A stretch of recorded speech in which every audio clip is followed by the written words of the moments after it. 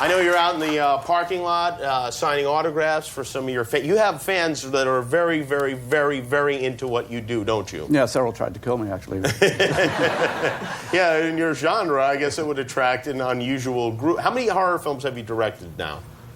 I don't know. Over 20, I'm sure. More than 20? Yeah. You don't even bother to count them? No.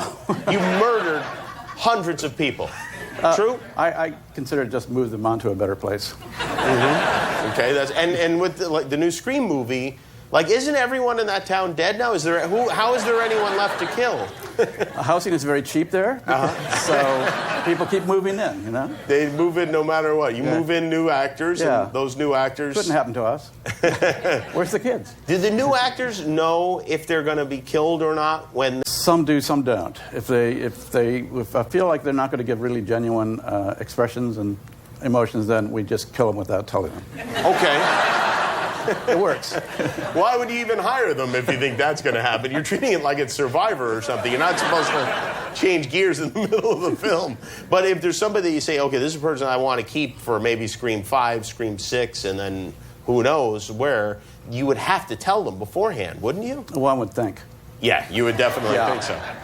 Well, we don't always. And when the new people come in, you've got a core... Who are the core members of the Scream cast that you have coming back to this film? The sole survivors are Courtney Cox, David Arquette, and Nev Campbell. Okay, so they're the three. And then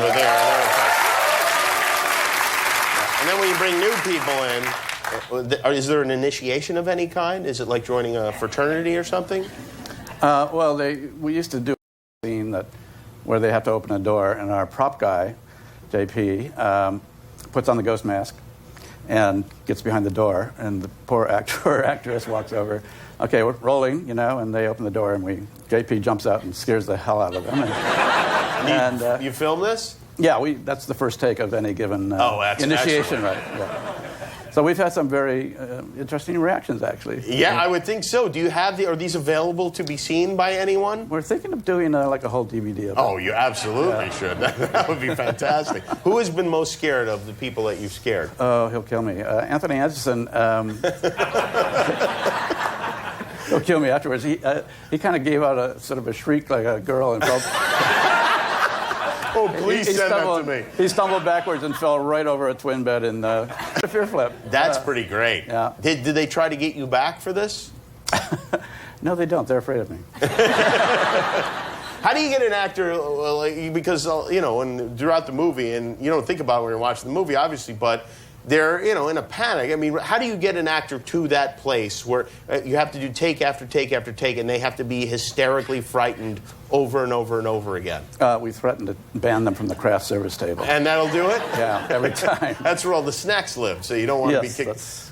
And like with children, for instance, like, how do you get a kid to act? I mean, are they that good at acting, or that they know how to be that scared? I'll tell you my most shameful story. Okay, good. But this was actually we'll blame it on the parents. Okay. Miko Hughes, who is the little boy in Nightmare 7, had a scene where he had to cry. And we have a little thing that we can do for special moments where you need tears. I said, okay. I thought maybe he's got to pull hair out of his nose, or you know. And I just tell Miko that his mother died.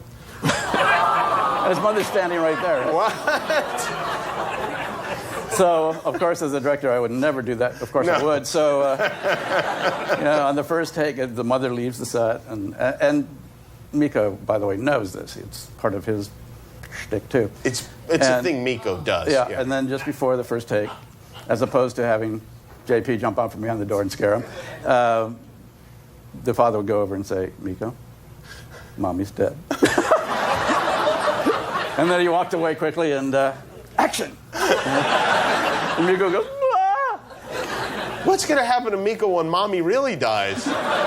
He's going to say, "Where's my Happy Meal?" Because that was his reward for that. Actually. Oh, really? He got a Happy Meal. Well, yeah, that had to make his mom feel good that he was cured by $1.99 worth of hamburgers.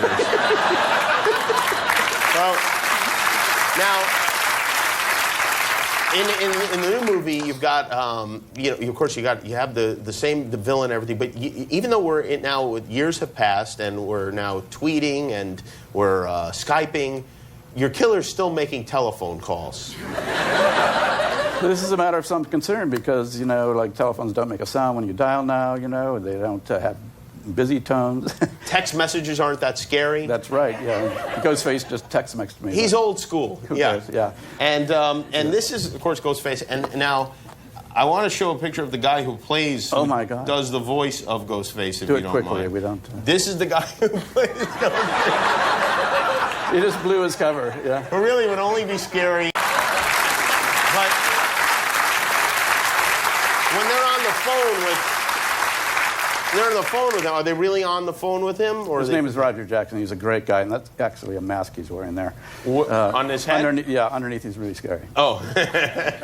We sneak him into the set, wherever that is. We shoot often in just regular houses, so before the actors show up, we spirit Roger into the house. We put him someplace upstairs in an obscure room. We put a guard out front, and he's actually on the telephone with Why is there them. a guard out front? So no actor who just happens to because you don't want look to for a see place the- no, whatever. Yeah. To play And their they kazoo? never see him. No actor until now. Until now has ever seen him. I'm sorry I ruined it, but yeah. So has ever seen him.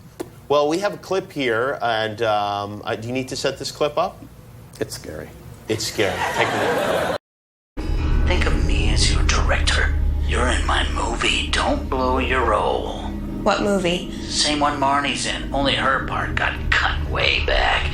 You've still got a page or two left. Marnie was the brainy friend, so boring. That character always dies first. That's not funny. This isn't a comedy, it's a horror film. People live, people die, and you'd better start running.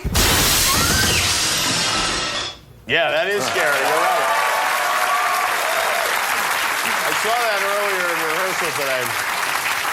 And I didn't realize that this was the guy doing the voice, but the voice sounded very familiar, and this is what the voice sounded like to me. Who is this? Charlie Sheen. You see how I partied? The run I was on made Sinatra look like droopy-eyed, armless children. What movie? Rockstar from Mars. You borrow my brain for 5 seconds and just be like, dude, can't handle it. Unplug this bastard. Yeah, because it fires in a way that is, I don't know, maybe not from this particular terrestrial. That's not funny. Oh, shut up. Shut up. Stop. Move forward. Wow, what does that mean? Winning. See, he would be good, too, in that. In case something happens. Do you ever take the things out of current events and make them into stories? Because I think this Cobra in the Bronx Zoo would make for a great movie, you That's know? actually, coincidentally, it's Scream 5 is Ghostface meets the Cobra. The Bronx Zoo Cobra? Yeah, the Bronx Zoo Cobra. Well, it's great to see it. Scream 4 opens April 15th. Let's go, everybody. You're up back at Film 41.